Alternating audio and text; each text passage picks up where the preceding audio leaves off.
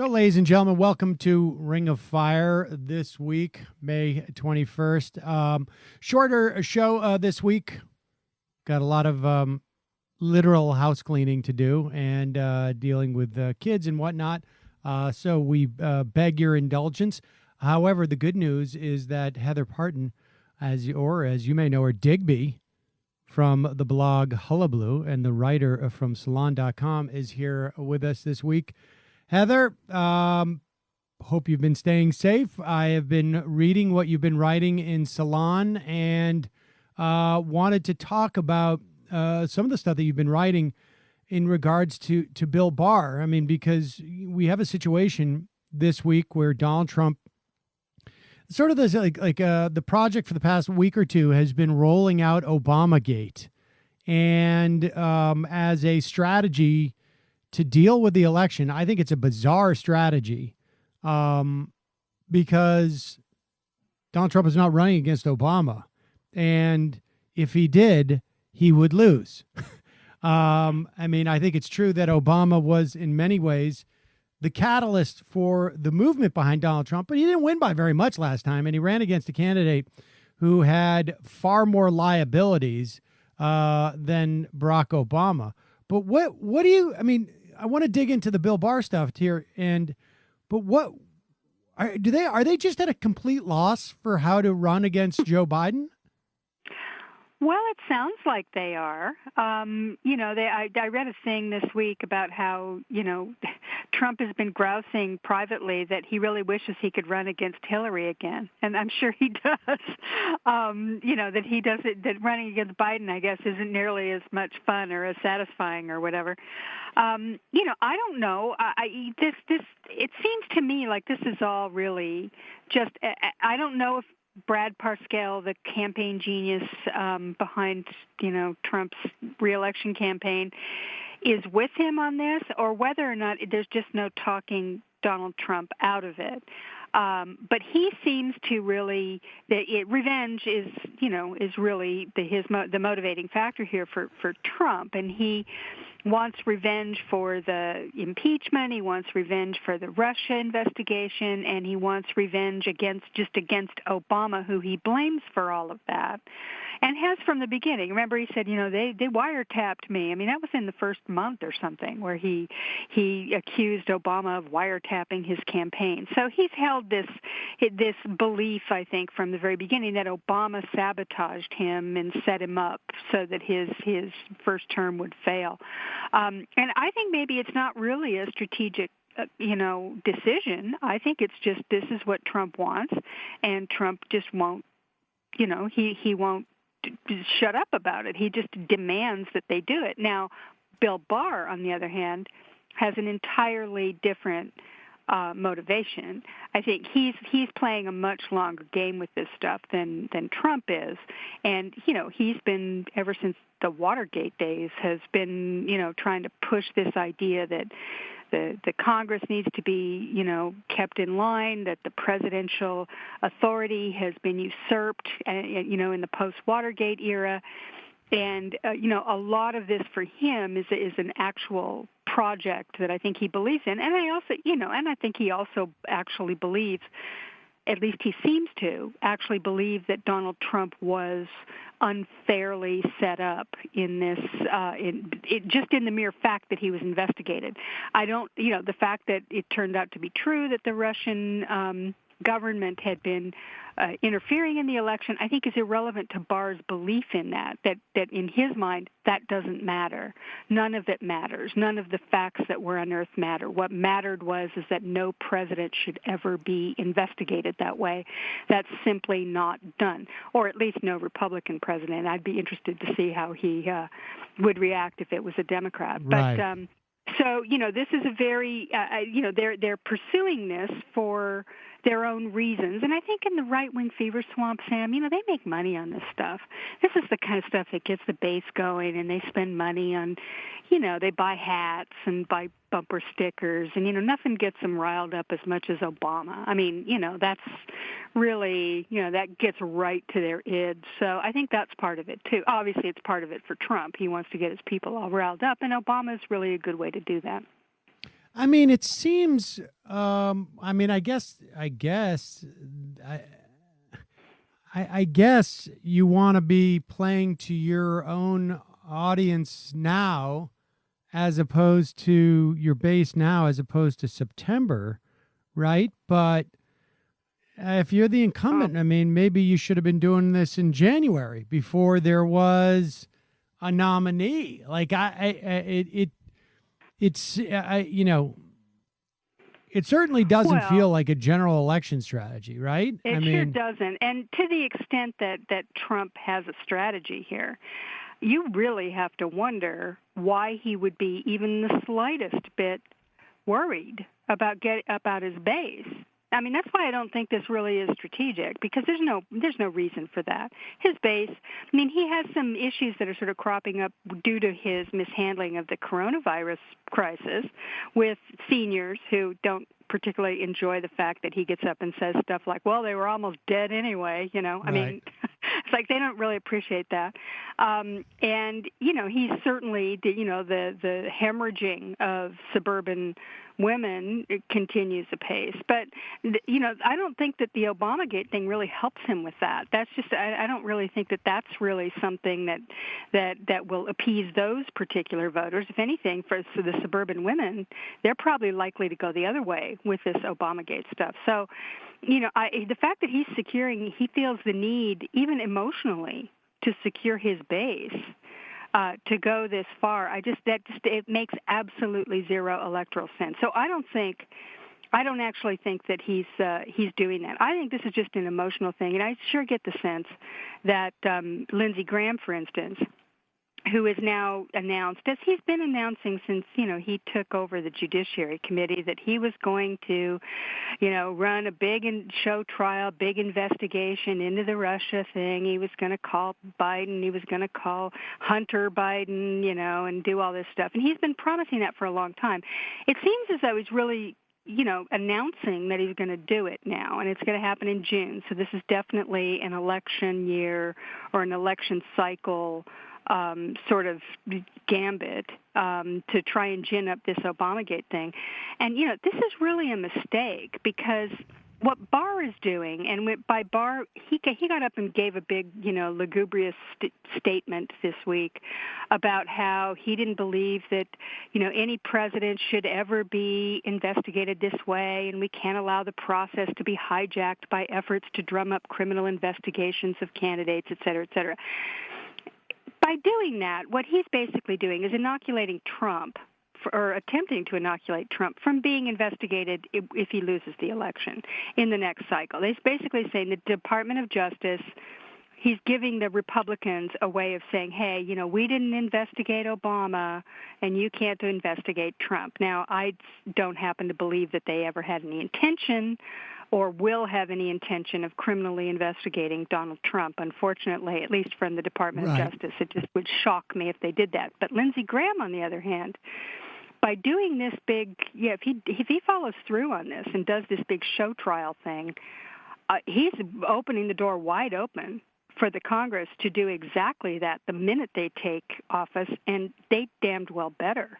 They have to walk through that, and the Republicans will have that door, and Republicans will have no recourse. They can't say, oh, no, you can't investigate a former president. That's just not done. You're breaking norms, et cetera, because that's exactly what Lindsey Graham is planning to do. So in a weird way, Graham is kind of stabbing Trump in the back in a way, and Barr is actually protecting him for the future. And I don't know if either of them sees it that way. I doubt it.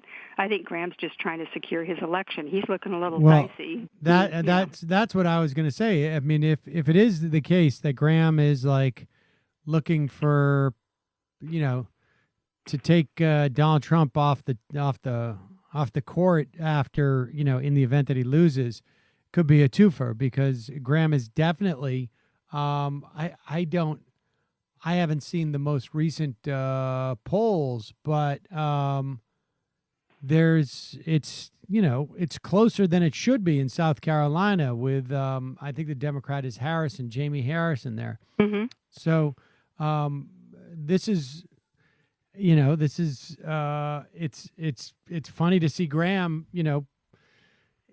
ostensibly supporting Donald Trump's agenda, but basically using him as leverage to win his election, and at perhaps the cost of Trump's freedom after he becomes a citizen again.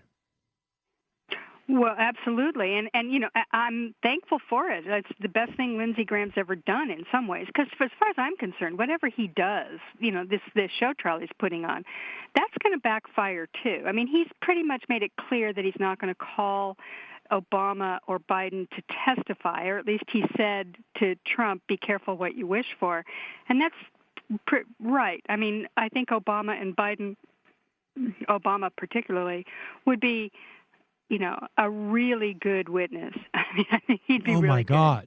And I would really love to see that. And I think Lindsey Graham understands that and knows that that would not be good for him or for Donald Trump.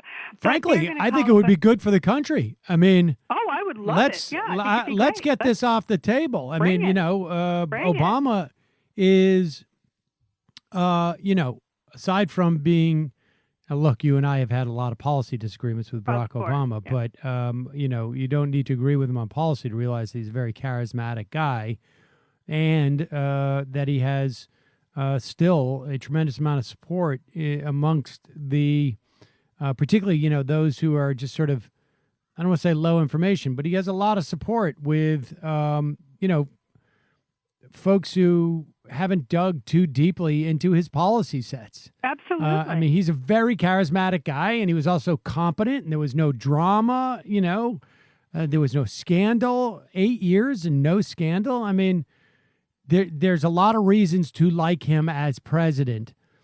And the idea that he would get up there and basically be compelled, never mind have license to, but be compelled, which is really just he has license to, but extreme license to, tell what really went down behind these doors. I don't think that's going to help Donald Trump at all.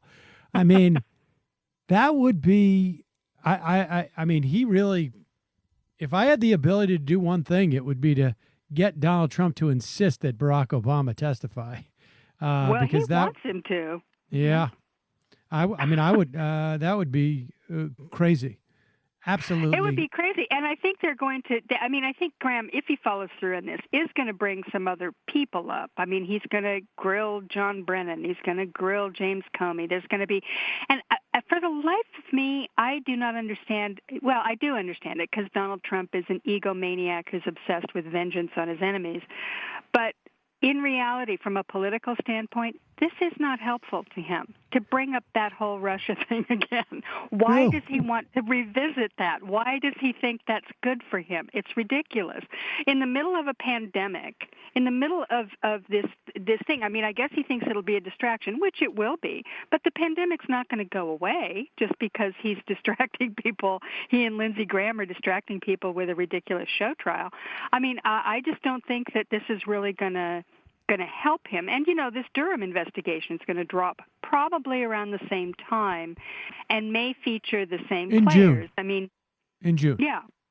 Yeah, I think and I think that's when Graham is planning to begin his hearings.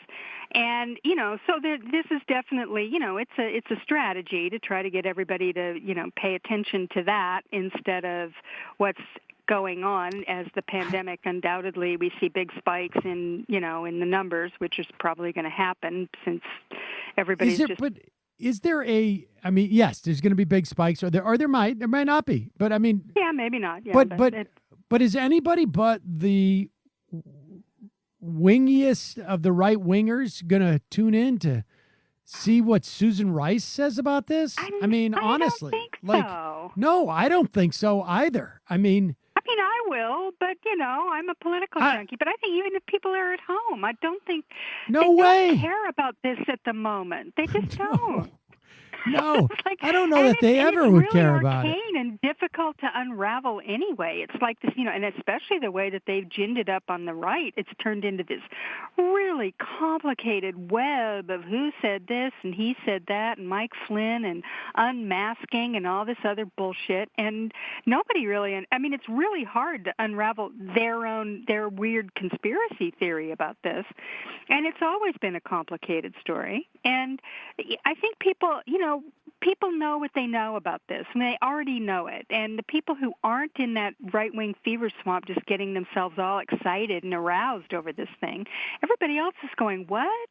We're in the middle of a global crisis here, and you're regurgitating this nonsense? I mean, give me a break. I don't think anybody's going to care about it. And if anything, it'll look like Lindsey Graham and John Durham and Bill Barr are fiddling while Rome burns. It's like, really, this is the kind of stuff you're talking about now. We already went through this. We already know what we think about this, and you're doing this now. So, and it looks blatantly partisan. I mean, it just looks like a total partisan hit job as far as I can tell. But maybe they'll get some drama out of it. They'll haul up Hunter Biden or something. Big deal. Yeah, but that's the thing that I don't understand. Like, why isn't there more Hunter Biden involved in this? Like, if I was them, that's like. You're going after the wrong person associated with Biden, right? Exactly. Exactly. Why are you going after the most popular Democrat in the country and one of the most highly respected world leaders? Why would you do that? At this point, how does that benefit you? I don't get it. That's why I don't think it is political strategy. I don't think it's electoral strategy. I think it's just they have to appease Trump. I mean, he is at a point now where he's just making ridiculous demands, and they all just are going, well, okay, I guess we'll go along with that. And it's bad that they're doing that, because look at the stuff that's going on. I mean, the firing of the inspectors general. Well, yeah, let's talk about that a little bit. I mean, there's been basically an inspector general massacre. He's fired half a dozen of them now. Is it more? I think so.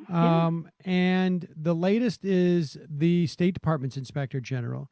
The story that they tried to push at first was he was fired because he was investigating Mike Pompeo's use of I don't know, of a dog walker. And my first reaction to that is this is not true. Or maybe the guy was investigating that, but that's not why they fired him, right? That can't be. They're not firing the inspector general for going after that because the story's out. Like, what's the value of that? You just have the inspector general put that story out. It's nothing. I think they were afraid of the arms deal to Saudi Arabia. Sure, of course. And they're just putting out the dog walker as like shiny object type of thing. Well, and it also exposes Pompeo, because he lied and he said, I didn't know anything about what the inspector general was talking about. And he made this quip, right? He said, they said that, I had somebody walking my dog to sell arms to my dry cleaner. It was crazy. By putting that selling arms thing in there, he absolutely, exposed himself, because that he knew absolutely about it. He refused to meet with the inspector general, which nobody's ever done before, of his own department, and only agreed to answer written questions, kind of going, with the Trump routine that he did with Mueller. Pompeo knew very well what he was being investigated for, and it was that. The dog walking stuff, and then now we know that he's been holding these political meetings at the State Department with a bunch of, rich donors preparing his email list for his 2024 run for president. All of which is, that part of it is all in keeping with plenty of people in the Trump administration. In the early days, they ended up, resigning over it. Remember Price and Pruitt and Zinke and all the rest of these people? They were all doing that kind of corrupt stuff, using, their employees as servants and what have you. But this arms deal thing, that's big. And not only is it big, and this is where you look again at the absolute roaring cowards in the Senate. They had, a bunch of those Republicans in the Senate, had been against this particular arms deal thing, including Lindsey Graham, by the way. And the fact that Trump was having none of it. Now, we don't know what that's really about, but I think the fact that they fired this inspector general, it provides at least some kind of evidence that there's much more to that story than what we already know. That it has something to do with Jared, money, God only knows what. But there's something more going on there, and Pompeo's right in the middle of it. And that is why he did it, because he's planning this, this big career, and he wanted to shut that thing down. And it didn't really work for him, I don't think, because now everybody's looking at him much differently than they were before. All right, so lastly, are we going to see, House investigation into this? Are we going to see the House of Representatives do they exist? I mean, the most heartening thing I've seen in a while was that there was some coalition between some frontline Dems and some progressive Dems who were just sick of the way that Pelosi was running everything, and sick of the fact that they shot down this Pramila Jayapal bill because it had a sort of the frontline populism appeal, and it went nowhere. Speaking of nowhere, the U.S. House is working from home, and they figured out a way to vote now, but no oversight hearings, virtually nothing. I know. The only good thing that I saw was, and it had to do with the Pompeo thing we were talking about, was that Elliot Angle, who I think is the chairman of the Foreign Relations Committee, he was the first one to come out and say something, and that's unusual for him because he's just not usually that kind of a, it was a bold statement which kind of indicated to me, maybe they are going to move on this. I don't know. And you and I talked about this last week. The House of Representatives they're essential workers. The grocery store people are out there working. A lot of people are going back to work now, and honestly, they really need to go back to work. And I get it. I understand that, but they can follow all the same rules. They can have the social distancing. They can wear their masks. They can do whatever they can do from their offices.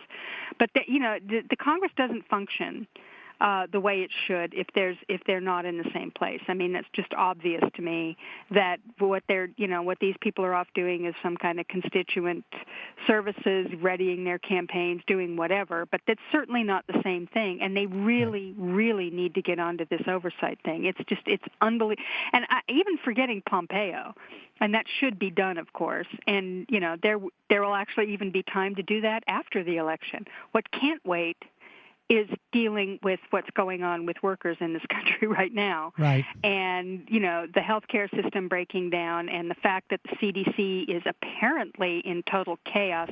I mean, these are the kind of things that you absolutely need to have oversight. And, the hearing that they had with Richard Bright, I thought was really quite good. I mean, Absolutely. I thought, I'm going, okay, that was informative. That was helpful. Thank you. Nice. I mean, that puts lie too to I have been, and we have both been, but I don't know, I've been very critical of Nancy Pelosi. I mean, I think what she's been doing during this period of time, including Schumer as well, for that matter, but has Absolutely. been really in many respects disastrous. And the Richard Bright, people may not know his name. He was the head of BARDA, which is basically the center of expertise in vaccination and, pandemic response, et cetera, et cetera. And that got attention. That cut through the noise. And the fact that it did seems to me to indicate that this stuff can get attention. This stuff can cut through the noise. Maybe we should be doing this. It has some value. Let the people know that Donald Trump has been horrible. I mean, I know we think that everybody thinks that he's horrible, but they clearly don't. And I just, the Democrats are not doing anything. And it seems like an amazing wasted opportunity at best. At worst, it could come back to bite us. But Digby, let's save that for next week. Maybe we come back and maybe the Dems are in fact doing something. Well, fingers crossed. One can hope. One can always hope. Heather Parton, Dibgy, thanks so much for your time today. I really appreciate it. My pleasure.